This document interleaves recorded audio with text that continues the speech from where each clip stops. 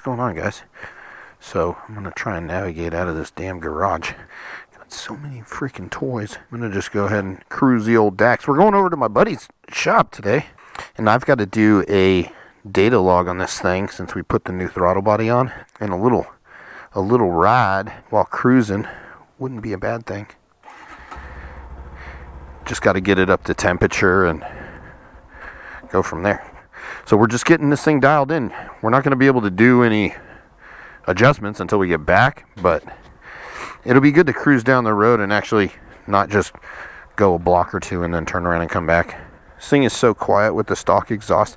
I keep seeing that there is some kind of like head pipe that you can change out. You can change out this head pipe and put a bigger one on. I might try that next.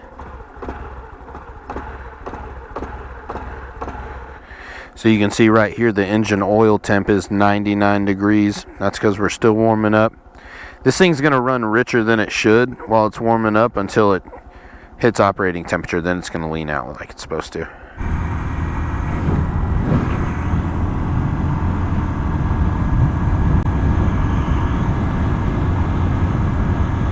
Alright, I'm starting the data log. Boom. Now I'm going to stick this thing in my pocket. And we're going to go, I don't know how long we're going to go, but we're going to go for a ways. And we're not going to be too crazy on the throttle. We're just going to drive like we normally would. This will give us a really good reading when it comes time to make the correction. As long as we're just gentle with the throttle. We don't want to be too aggressive. And you can stay in kind of a higher gear because you kind of want to target those low RPM load areas, you know what I mean, that you normally wouldn't always hit, so that way, you know, you're tuning all ranges of the bike. So right now it's idling at like 15, but this will be good because this will all get kind of ironed out from just sitting here, right? Because right now I'm sitting here and I'm recording, so everything that it's doing wrong I'll be able to correct in the tune file. And I'm just being real kind of gentle with the throttle in certain instances, you know, because I want to try and target all the different areas of the fuel map. And I think I'm at 4th gear right now. Like just the low RPM torque that this thing has is a little bit higher. I can already tell. It feels a lot more like a Grom, if I'm being honest. I love how nice this thing downshifts. Like you don't even have to throttle match or anything like that. You can literally just kind of ease out with your foot and it just glides into the gear below it. I just need to make sure that when I do this data log I don't go for too long. I can feel this flat spot right here. I can feel where the fuel is kind of falling flat a little bit. These are the areas that you really want to try and like drive in a little bit more than you would normally, because you know, the more you drive in it, the more accurate of a reading or a correction you'll be able to make on your fuel map. Look at how nice that is. This glides in the gear. Look at that. So nice. Okay, so right now, let me look at the time. 4:59. We can go for, you know, they said we could probably go for like 30 minutes on a data log, which is crazy to me. I don't know if I'll go that long. I'll probably go like maybe 10 minutes, but the more I've noticed is if you drive it longer and do a bigger data log, it actually gets a better reading. I think that's because it uses multiple inputs of data, you know what I'm saying? Like it's using all sorts of different data from all different, you know, sorts of situations.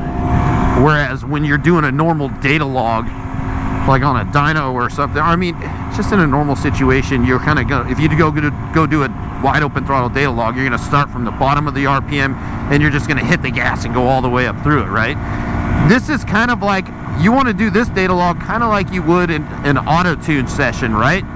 You're just going to, except you're not going to have the correction on the fly. It's not going to correct on the fly. You're going to have to kind of deal with it being shitty for a minute, you know, try to drive through all those nasty ranges. And then when we go back to our computer, we're going to take all of that data and we're going to make our adjustment, and the program's going to do it for us, which is pretty cool. It used to be, back in the day, I had to do all the math myself, and I'd sit there for hours on end. My wife would get so pissed off at me, and yeah, basically it would just take up hours and hours of my time getting the fuel right on this thing. I'm just really trying to get into these higher RPM ranges and see how it feels. I can tell right now, this exhaust, so restrictive. It's really what's killing the performance on this thing. Once I get an exhaust for this thing, she should make a lot more power. Well, let's be realistic here. A lot more power in terms of DAX power. Oh, I'm getting all into these RPM. I'm kind of moving the throttle around ever so gently. I'm just kind of like massaging it around in this area to try and target that area of the fuel map, you know what I mean? And as the RPMs go up, it's gonna slowly kind of gain RPMs, and I'll hit different cells of the map. To some of you guys, none of that shit's gonna make sense, but it's okay.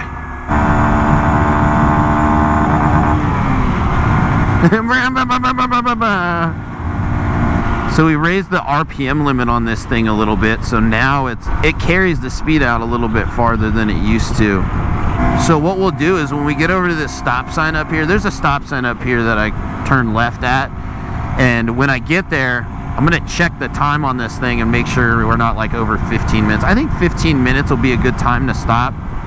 And if I want to do another log, I could just, you know, hit the play button and start another one after it saves. But I really think 15 minutes of, you know, driving would be a good correction. I will say this. I changed the timing a little bit on this thing. I was looking at the timing table and it was really kind of a wonky setup.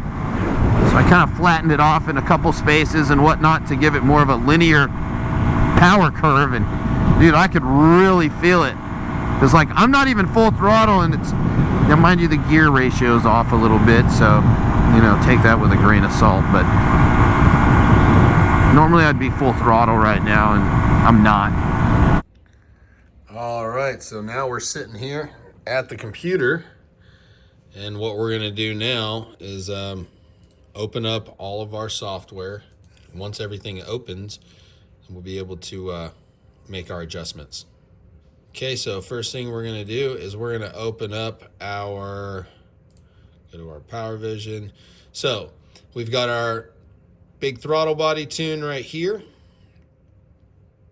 And then we also have our AFR reference file. So I use this just because this will give you, the Grom doesn't have a set AFR table to tell it what it runs, so I had to make my own, because every time you use the fuel correction in TuneLab, it requires you to input an AFR target. So that's what this is for. It allows me to click here, Control C, copy it, and then when we do our correction, I'll just click copy paste in the target file.